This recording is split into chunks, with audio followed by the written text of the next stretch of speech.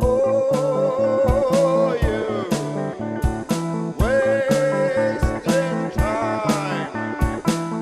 Look about you now.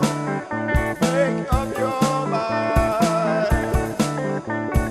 All these years of parents talking, youth that's talking bad ideas. Could it be that we're mistaken and are living out our fears? People think that we're so worthy. Where are all the worthies now? We need to see that we mean nothing and stop feeling goddamn proud. I don't say all this to shock you or to be the odd one out. If we could just see things different, there would be no mess to sort out.